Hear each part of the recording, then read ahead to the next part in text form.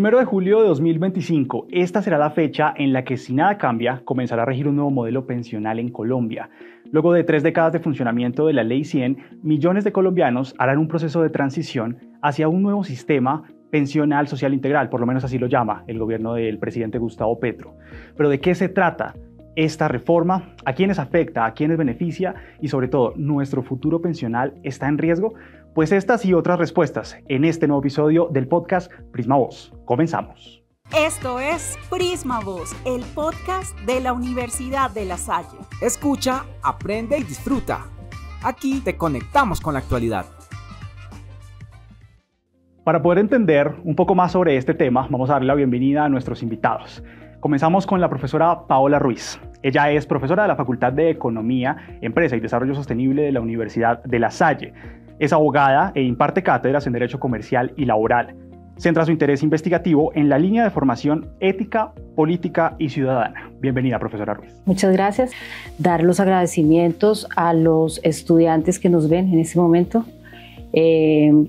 Para ustedes está dirigido también esta didáctica que hoy se está realizando.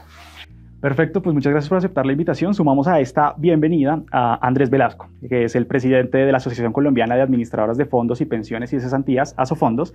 Es economista con posgrados en Economía de las Universidades Javeriana y Oxford, es viceministro técnico de Hacienda y es director técnico del Comité Autónomo de la Regla Fiscal de Colombia, CAR. Bienvenido a la Universidad de La Salle. Un placer estar acá, muchas gracias por la invitación, feliz de estar aquí compartiendo con ustedes, hablando de estos temas que a veces son complejos y hay que explicarlos bastante, entonces dispuesto a todas las preguntas y un saludo a los estudiantes. Esa es justo la idea de este episodio, ¿no? Poder que las personas puedan entender un tema que a veces es tan complejo, y también para eso nos acompaña Jimmy Sarmiento. Él es el director del programa de Contaduría Pública de la Universidad de La Salle, es doctor en Ciencias Administrativas, magíster en Dirección y Asesoramiento Financiero, coach y mentor financiero. Bienvenido. Bueno, sí, muchísimas gracias por la invitación. De igual manera, muy complacido de estar aquí en este espacio con estos además maravillosos invitados. Y seguramente de este ejercicio haremos la construcción de unos elementos muy importantes para que nuestro público pueda tener un mejor entendimiento de lo que implica la reforma pensional. Vale, pues entremos en materia. En Colombia estamos acostumbrados, cada uno de los trabajadores, a, digamos, cotizar mensualmente a un fondo o privado o el fondo que todos conocemos como público. Actualmente eso es lo primero que cambia con esta reforma. Ahora, en ese contexto, esta nueva reforma cobija a ciertas personas. Ya veníamos con un régimen que conocíamos y hay algunas personas que se van a quedar en ese, pero hay otras que sí se van a tener que acoger a esta nueva reforma. Andrés, si usted nos ayuda en poder entender también quién se queda, quién se va, a quién cobija esta reforma. Bien, entonces yo creo que la reforma tiene como dos partes, ¿no? Hay una parte que es presupuestal, ¿cierto? Que es un programa de gobierno, que es la ampliación de un par de programas de gobierno.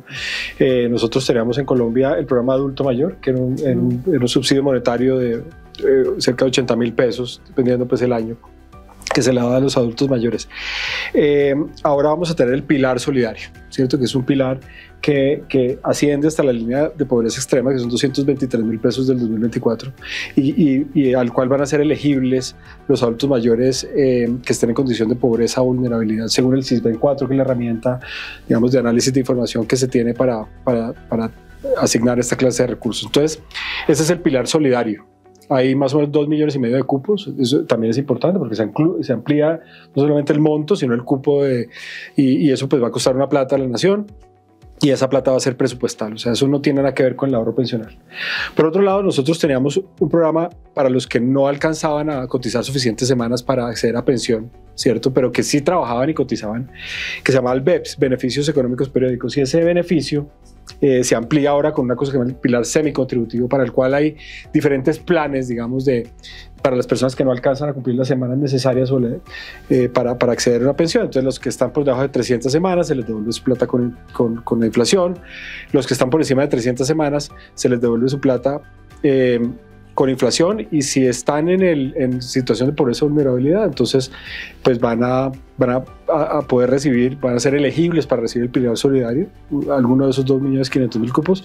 Si no están en situación de pobreza y vulnerabilidad, van a recibir una rentabilidad real de 3% sobre sus ahorros y un subsidio además del 20% en el caso de los hombres y de 30% en el caso de las mujeres. Esa es la ampliación, digamos, de la parte presupuestal de la reforma. De parte del pilar contributivo, que ya es la parte pensional, ya viene la lógica de yo cotizo, yo ahorro o el Estado ahorra por mí y me garantiza, digamos, un beneficio. Se pasa de una relación de competencia entre los regímenes privado y público, el régimen de ahorro individual privado, el régimen de prima media público, de reparto, ¿cierto?, a un esquema complementario. Entonces todo el mundo va a ser usuario de Colpensiones, aquellos que no pertenecen a la transición, que tal vez podemos hablar en la siguiente pregunta de eso. Sí. Entonces van a ser complementarios. Todo el mundo es cliente de Colpensiones. Aquellos que puedan cotizar por encima de 2.3 salarios mínimos, que son más o menos 3 millones de pesos, ¿cierto?, van a cotizar 2,3 millones de pesos en Colpensiones y el excedente van a cotizar los mismos 16%, pero al régimen de ahorro individual con solidaridad. ¿De acuerdo? Salarios mínimos. Salarios mínimos, exactamente. Entonces, se vuelven complementarios los esquemas de pensiones. Ya no hay competencia entre un esquema y otro. ¿De acuerdo? Y ese es el esquema contributivo que pues, tiene un pilar adicional, que es el pilar del ahorro voluntario, que todavía, digamos, permanece como está hoy en día y que es una opción para mejorar la situación pensional de los colombianos. Yo paro ahí. Y tal vez después hablamos de esos que quedan ahí con un pie adelante y un pie atrás de la transición. Pues si quiere el profesor Sarmiento nos puede como un poco ayudar eso, a quién está cobijando esta reforma, quiénes se quedan con el anterior, quiénes con este nuevo, y ahí podemos partir de las demás preguntas. Bueno, realmente eso depende del número de semanas cotizadas. Actualmente el sistema pensional implica no solamente la edad de jubilación, sino también el número de semanas que tienen cotizadas. Anteriormente, por ejemplo, se cotizaban con 1.150 semanas, ya se tenían derecho a esta pensión. Hoy en día, con esta nueva reforma, se está pensando en un umbral de mínimo 1.300 semanas. Ahora, hay un factor interesante, importante, y es que esta reforma, de alguna manera, va a exigir más semanas cotizadas a los hombres y gradualmente las mujeres, de alguna forma, va a beneficiar en la medida en que pueda que el número de semanas cotizadas sea menor que el que se esperaba, por lo menos en el que está actualmente. Eso también tiene unos sentidos de doble vía, favorables y desfavorables para ciertas personas, ¿no? O sea que esta reforma sí aumenta las semanas de cotización. Entiendo eso. Claro, aquí el tema es, aumenta las semanas de cotización para los hombres que estaban en el régimen de ahorro individual solidario, que se pensionan con 1.150 semanas. Ahora todo el mundo se va a pensionar con 1.300, todos los hombres nos vamos a pensionar con 1.300. Las mujeres empiezan en 1.300 en el año 2025, ¿cierto? En el año 2025, de hecho, son 1.275, ¿cierto? Y va a ir bajando 25 semanas hasta que llega a 1.000 semanas. Y después en el futuro, digamos, con 1.000 semanas se van a poder pensionar. Las mujeres tienen un beneficio adicional, profe, y es que por cada uno de los primeros 3 hijos va a poder reducir 50 semanas para poder acceder al límite pensional. Con respecto a la transición, que yo creo que este es un tema pedagógico importante, los hombres que hayan completado 900 semanas o más y las mujeres que hayan completado 750 semanas o más van a poder elegir, así les falten menos de 10 años para pensionarse, si se quedan en el régimen que están, que puede ser privado público, el régimen de reparto o el régimen de ahorro individual, o si se cambian. ¿De acuerdo? Entonces, ¿cómo lo hacen? Tienen que solicitar a su fondo una asesoría gratuita, que es doble asesoría, que es completamente gratis, ¿cierto? Sin necesidad de abogados, intermediarios, nada, para tomar esa decisión que es muy importante de si se quedan. O sea, estos son los que entran al régimen de transición. Aquellos que estén por debajo de esos umbrales en semanas, inevitablemente pues ya pertenecerán al nuevo régimen de protección a la vejez, como le ha denominado el gobierno, que es el que plantea la reforma que fue aprobada y sancionada por el presidente el pasado 16 de julio. Ahora, esa reforma plantea entonces que el dinero, digamos, entre a un fondo público, que pensaría uno es Colpensiones, pero ¿sí va a entrar a Colpensiones o quién va a manejar esa plata, profe? ¿Cómo lo entendemos? De hecho, digamos, uno de los interrogantes que se genera en el común de la gente es precisamente cómo se va a administrar ese recurso público. Y desde luego también la administración implica una serie de ejercicios muy responsables del uso y de la administración de ese presupuesto, que es donde digamos, algunas personas tienen ese temor. Sí, recordemos por allá hace unos años el famoso Instituto de Seguros Sociales, que precisamente era un ejercicio, obviamente en un ámbito también que integraba la salud, pero que se administraba a través de un recurso, de un fondo común público como tal.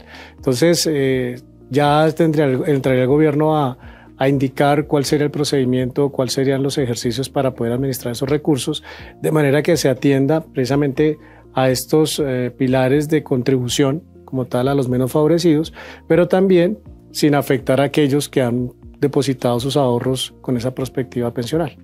Claro, pero hay un tema que es importante, ¿no? Y es que digamos, la reforma no genera recursos presupuestales. Es muy importante. Digamos, el esquema presupuestal del gobierno es, el gobierno cierra el sistema pensional, siempre lo ha hecho, ¿no? El gobierno pone la plata que hace falta para completar las pensiones, y eso seguirá siendo así. Sin embargo, el pilar solidario y el pilar semicontribución son completamente presupuestales, o sea, son un programa del gobierno. El gobierno tendrá que ir al Congreso todos los años a presupuestar recursos para poder financiar esos programas.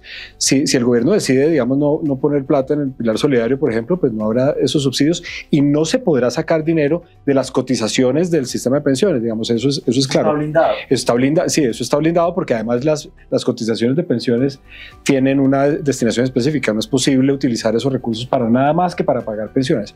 Pero tal vez el elemento más importante que fue incluido en el primer debate de la reforma es la creación del fondo de ahorro. El fondo de ahorro, que es a donde van a ir los recursos de las cotizaciones que van a Colpensiones, no van a ir al Gobierno Nacional Central, no van a hacer unidad de caja con el presupuesto general de la Nación, sino que van a ir a ese fondo de ahorro, y ese fondo de ahorro no lo administra el Gobierno Nacional, no lo administra Colpensiones, lo administrará el Banco de la República. El Banco de la República que quedó con la obligación legal de recibir esos recursos. Además, como pasó el proyecto de ley que era la ponencia de plenaria del Senado, el Banco de la República nombrará a los administradores de ese fondo, o sea, a todo el comité de administración de ese fondo, y ese fondo tiene unos principios de inversión, ¿cierto?, que están en pro de la rentabilidad, de la durabilidad, ¿cierto?, y el financiamiento de la materia pensional, digamos, que se genere. No se tocará la plata de los cotizantes para financiar gasto público corriente, eso no es posible. Segundo, los recursos no van a ser unidad de caja con el presupuesto, sino que van a ser administrados en ese fondo de ahorro que administrará el Banco de la República, como administra otros fondos, ¿no? El Banco de la República tiene esa función, según la ley 31, de agente fiscal del gobierno, y por eso es que se le dio una administración, por ejemplo, el FAE en el pasado.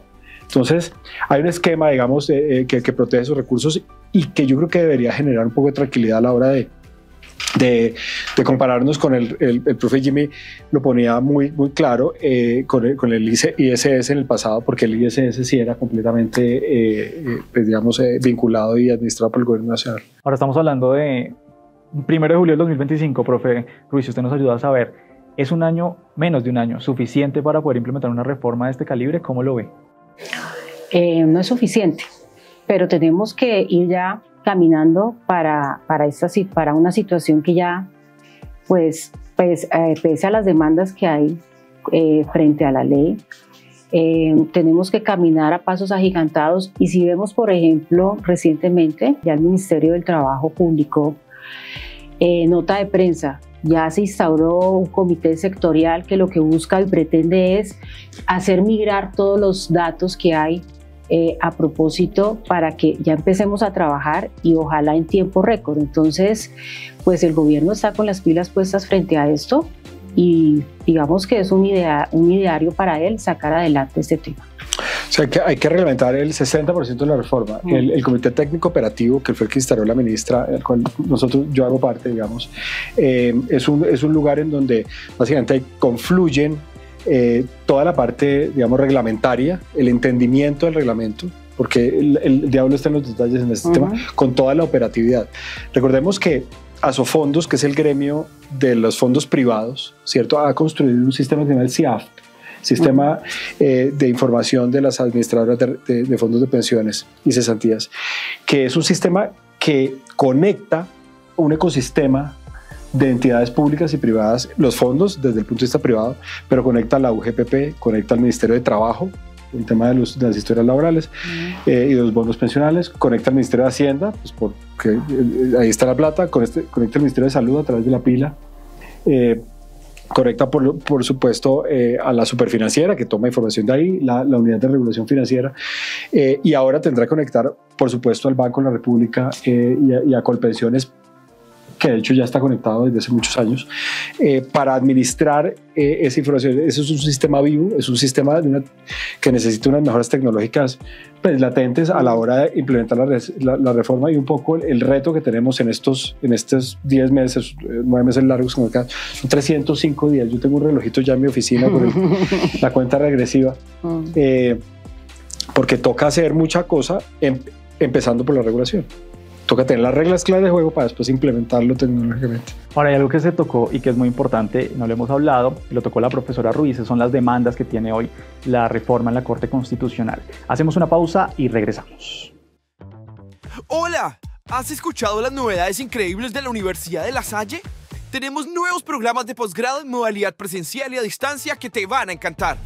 Maestría en Administración de Empresas, MBA. Maestría en Diseño de Experiencia del Usuario. Maestría en Liderazgo y Gestión Educativa. Maestría en Finanzas y Maestría en Política Pública. Innova y lidera en el mundo de hoy y de mañana. Prepárate para llevar tu carrera al siguiente nivel. Matricúlate en Unisalle. Educamos para pensar, decidir y servir.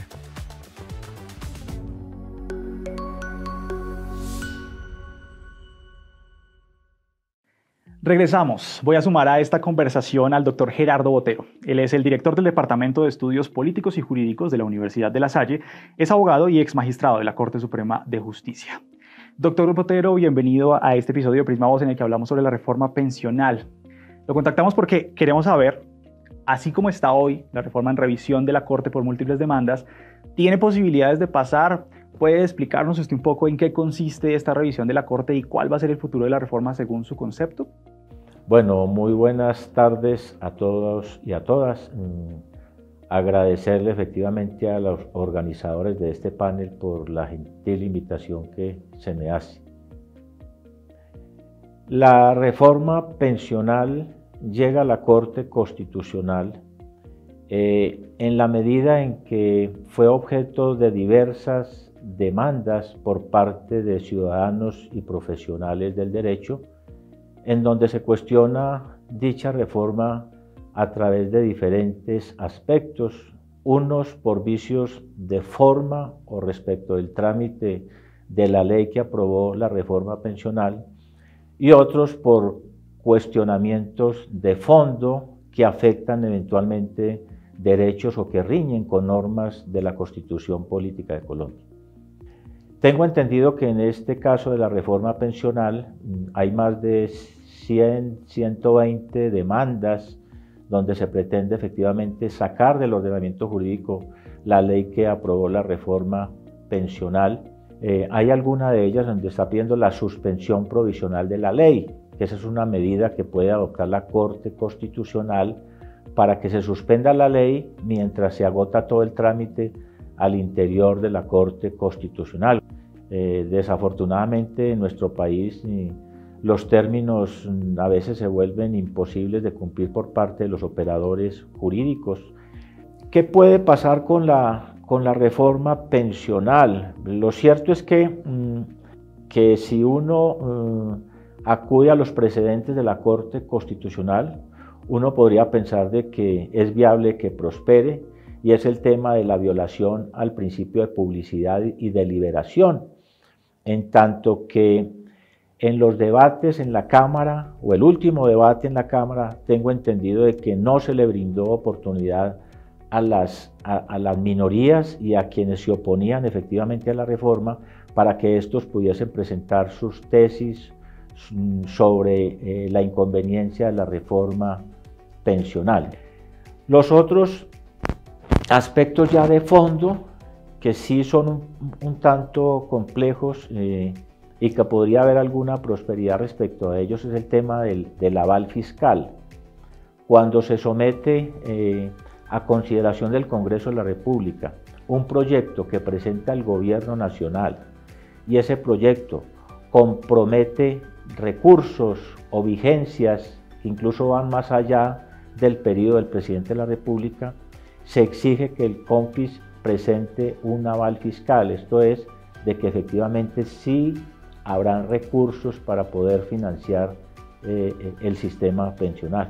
Tengo entendido que ese aval fiscal no se dio o se dio por allá ya casi terminando los debates en la Cámara de Representantes, lo que impidió de que efectivamente los congresistas pudiesen eventualmente controvertir esa situación.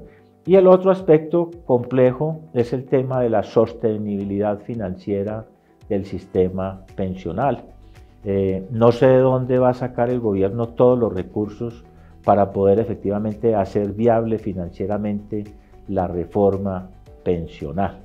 Otro cuestionamiento que se ha planteado en estas demandas es la viabilidad jurídica de que el Banco de la República sea el que administre los recursos del régimen o del pilar mejor contributivo, en tanto que se afirma de que ello no puede hacerse a través de una ley ordinaria y asignarle nuevas competencias al Banco de la República, pues habría que efectivamente modificar la Constitución a través de un acto legislativo donde le cuelguen otra función más al Banco de la República.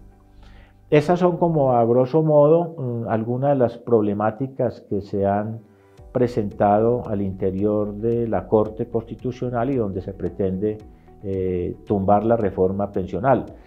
Si la Corte eventualmente resuelve tumbar la reforma pensional por vicios de trámite, pues considero de que no habría ningún inconveniente en que efectivamente se vuelva y se subsane efectivamente las irregularidades en que se incurrió respecto a ese trámite legislativo y se subsane y efectivamente ya pasaría la reforma y habría lugar eventualmente a volver a estudiar la Corte Constitucional ante una nueva demanda que se presente. Ahora, si la Corte tumba la reforma por vicios de fondo, porque viola preceptivas constitucionales, pues ya le queda es que el gobierno eventualmente prepare una nueva reforma eliminando aquellas disposiciones legales en las cuales la Corte consideró de que violaban la Constitución y presentar una reforma que se ajuste ya a la Carta Magna, a la Carta Política nuestra. Agradecemos al doctor Botero por su explicación. No sé si ustedes quieran sumar algo sobre este tema de la Corte Constitucional, también un poco aventurarse si para ustedes esta reforma sí tiene un futuro o va a tocar regresarse. ¿Ustedes qué piensan? No sé, el profe Sarmiento. Bueno, realmente, pues aún como lo decía el doctor, estamos en un ejercicio todavía de sincronía y puesta en marcha de muchos ejercicios que requiere toda la operación de la aplicación de la reforma como tal. Yo diría que todavía hay un camino que recorrer en términos de no solamente lo que viene con esto que acabas de comentar, sino además de la puesta en marcha e implementación como tal. Entonces, seguramente aún todavía hay un poquito ahí como de nebulosa lo que pueda pasar. ¿Cómo lo están trabajando en esos fondos, Andrés? Sí, realmente dentro en la mesa técnica operativa y en los equipos de los fondos de pensiones, de los administradores de fondos de pensiones y Colpensiones, realmente no nos podemos dar un poco el lujo de esperar a ver qué pasa. La Corte Constitucional puede tomarse un tiempo en decidir sobre la exequibilidad o no de la reforma. Entonces, un poco el modo en el que estamos nosotros es implementación. Estamos tratando de que el gobierno pues acelere, digamos, a toda marcha los análisis jurídicos que implican la reglamentación. Como decía, el 60% de la reforma tiene que ser reglamentada. La profe muy bien lo comentaba ahorita, ya hay un decreto publicado, lo publicaron la semana pasada para comentarios, y seguramente saldrán más decretos. Y con base en eso estamos en la modalidad implementación. Si la Corte Constitucional llegara a fallar, cualquier novedad, pues, como dice el Waze, recalculando. Nos tocará echar para atrás, revisar y acomodar los sistemas, porque lo que sí tenemos claro es que los colombianos no pueden sentir ningún, digamos, efecto, por lo menos desde el punto de vista tecnológico, negativo en la puesta en práctica de la reforma. Y el 1 de julio Colombia tiene que estar preparada para asumir la reforma que queda aprobada. Esa es un poco la... Profe Ruiz, usted como abogada, ¿cómo lo ve? Bueno, desde la mirada jurídica, la Corte Constitucional tiene una gran responsabilidad, porque el Acto Legislativo 1 del año 2005 plantea que todas las reformas en materia pensional deben tener una sostenibilidad financiera. Entonces, en su momento la Corte le dijo al legislador, haga usted lo que corresponde para desarrollar el tema de la sostenibilidad financiera. Ya se hizo a partir de esta ley, Pero ahora el gran reto para la Corte es pronunciarse sobre este tema y finalmente eso puede llevar ciertamente un tiempo, pero también estamos esperando cuál va a ser claramente la posición de la Corte frente a este tema. Claro que como nos decía el doctor Botero, o se regresa completamente y toca volverla a presentar, o por lo menos si es un vicio de forma, no de fondo, pues se tiene que terminar de discutir, que fue lo que no pasó en Cámara. Ahora hay un tema que me quisiera regresar, porque ya dijimos, las semanas se mueven dependiendo como el pilar, la edad sigue como intacta, pero ¿qué pasa con esa cotización que hacemos mensualmente? ¿Sigue siendo del 16%? ¿Sigue siendo, ese porcentaje se mueve en algunos casos? No, entonces... Esa es una muy buena pregunta. Desde que se estaba tramitando un poco la reforma, se llamó la atención sobre que esta reforma un poco es incompleta en la medida en que no toca parámetros importantes del sistema pensional, no toca las edades, o sea, se crean unos umbrales de edades diferentes dependiendo, digamos, para, por ejemplo, la prestación anticipada. Para el semicontributivo hay unas edades especiales, pero el sistema general, digamos, sigue con las edades 57 años de las mujeres, 62 años de los hombres. Entonces no toca esas edades, no toca las semanas de 1300, digamos, esas semanas ya existían, se hace el ajuste cuando ahorita todo el mundo va a hacer del régimen de reparto, al menos en una medida. Entonces todo el mundo tendrá que cotizar hasta las 1300 semanas, pero sobre todo no se toca la prima media, no se toca ese tema de los 10 años de promedio de cotizaciones, no se toca el 16% de las cotizaciones, ¿cierto? Entonces, muy probablemente, y desde el Ministerio de Trabajo, yo creo que la ministra fue muy explícita en muchos debates públicos sobre esto, esta es una reforma que deja la necesidad de reformas posteriores, en las que tendremos que solamente tocar esos temas para garantizar la sostenibilidad. Esta es una reforma que según las estimaciones del gobierno, del Comité Autónomo de la Regla Fiscal en su momento, de Fedesarrollo, digamos, de todos los centros de pensamiento, aumentaba el costo del pasivo pensional de Colombia de 100%, o sea, de un PIB, o sea, de todo lo que producimos los colombianos en un año, a 160%, tiene un aumento del costo. Entonces es una reforma que claramente cuesta más y que sería bueno pues que tuvieran unos elementos de sostenibilidad más claros que se podrían lograr a partir de modificaciones paramétricas en estos temas que ya compartí. Yo quiero profundizar sobre eso, profe. Hablemos de los jóvenes que nos pueden escuchar en este episodio. Digamos que las sociedades cambian, las sociedades se mueven, los jóvenes ya no quieren tener hijos, entonces ya no los tienen, ya no hay quien cotice, pero además también hay personas en trabajos que normalmente no requieren cotizar a pensión, trabajos como podríamos llamarlo informales o de otro tipo, de otro índole. Esta reforma piensa en esos jóvenes, en qué va a pasar con el futuro pensional de esos jóvenes. Eso es sostenible en el tiempo. Ya hablaba Andrés que se va a tener que revisar con los años, pero ¿usted qué piensa? Bueno, definitivamente, si bien es cierto, esta reforma es un paso importante, que además creo que hace parte de un ejercicio de una perspectiva de un sistema mucho más sostenible. Sin embargo, de alguna forma se ha dicho que no resuelve de fondo el problema que tenemos de precisamente la sostenibilidad en términos del número de cotizantes a pensión. Porque no solamente en Colombia, en muchos países del mundo hay un problema, y es que, como tú lo mencionas, la fuerza laboral cada vez es menor. Las familias de hoy en día no son como las familias de hace unos años que tenían 5 o 6 hijos, cada vez se reducen más, algunos ya optan por no tener hijos, por ejemplo, y aparte de eso venimos con el inconveniente de que muchos de los jóvenes, que son, digamos, la base con la cual se sostiene el sistema para las pensiones de los más, digamos, de la generación que viene luego, que es la que se va a pensionar, pues realmente en un sistema piramidal, al encontrar menos personas que cada vez cotizan, evidentemente viene un problema de fondo en términos de sostenibilidad hacia futuro. Claro, muchos de los jóvenes no solamente están optando por no tener de pronto el número de hijos, y sobre todo las parejas hoy en día optan por tener menos hijos, pero también viene un tema que tú mencionabas, y es que optan por labores o trabajos que más allá de que sean, digámoslo entre comillas, informales, realmente no representan un ejercicio de cotización a pensión. Entonces yo creo que aquí viene de la mano con esta reforma más que todo un sentido de que los jóvenes piensen, yo diría que más que en un ahorro, en una forma de seguro, digámoslo así, como de asegurar por lo menos un mínimo con el cual ellos puedan contar más adelante, que les permitan subsistir. En este sentido, viene el tema de la cultura del ahorro hacia la pensión, de no ver la pensión como un ejercicio de que, independientemente de que, digámoslo así, sea obligatorio o no, dependiendo del ejercicio laboral en que se actúa, como en este caso tú mencionas la informalidad, verlo es como un ejercicio a futuro de tener un pilar de sostenimiento de ahorro. Pero esto realmente es un poquito complicado. Yo vuelvo nuevamente con lo que inicié. Me parece que esta reforma sí es un paso importante, pero no resuelve de fondo el problema, y es el sostenimiento de la pirámide del esquema pensional. Profe, ¿usted cómo lo ve? ¿Sí pensó en los jóvenes esta reforma? Probablemente cuando uno ve toda la fuente de información, pues el mensaje va dirigido también a los jóvenes. Pero ciertamente debemos reconocer que al ser algo tan normativo, pues seguramente hay que volcar la mirada hacia otras disciplinas que nos muestran de años atrás cómo realmente hay un cambio en la generación.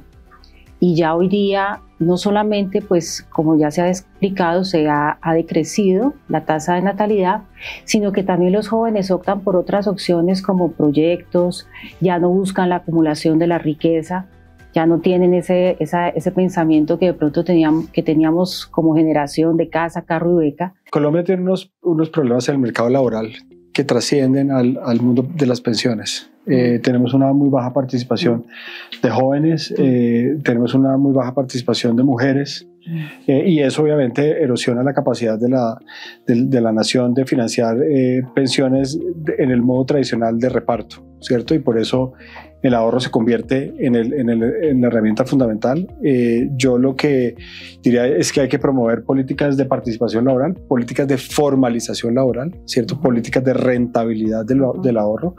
Y el mensaje, digamos, a los hogares es: ustedes, es importante que esta conversación empiecen a tenerla con las personas más jóvenes de sus hogares lo más antes posible, para que ellos implementen estrategias, ¿cierto?, que les permitan pues tener una vejez pues con recursos que necesitan para continuar con un nivel de vida como el que han tenido. Vale, cerremos esta conversación un poco preguntando dos cosas. Lo primero es, ¿creen que algo de lo que no hemos hablado es importante que la gente lo sepa sobre la reforma? Uno. Y dos, ¿ustedes creen que esta reforma es la mejor reforma posible o cómo la interpretan? ¿Tiene beneficios? ¿Tiene desventajas? ¿Cómo lo ven? Profe, si quiere, piense usted. Esta generación tendrá que empezar en otra forma paralela, no solamente del ejercicio de cotización a pensión, sino de buscar otras alternativas también de ahorro y de inversión que complementen el ejercicio de la cotización a pensión. Creo que ahí viene un tema, como decía la profesora Paula, también de cultura financiera, importante, como le decía el doctor, en temas de formalización también, y de buscar que haya de alguna forma, o incentivar la mayor fuerza laboral en los jóvenes para que se sostenga el sistema a futuro. Sí, yo creo que hemos compartido los elementos digamos importantes. Yo creo que aquí el tema es que cada cual necesita tomar decisiones individuales, y tal vez ese sería mi mensaje final. Yo creo que hay unos mecanismos de información que son importantes. La página web miplatamifuturo.com es una página web de Asofondos.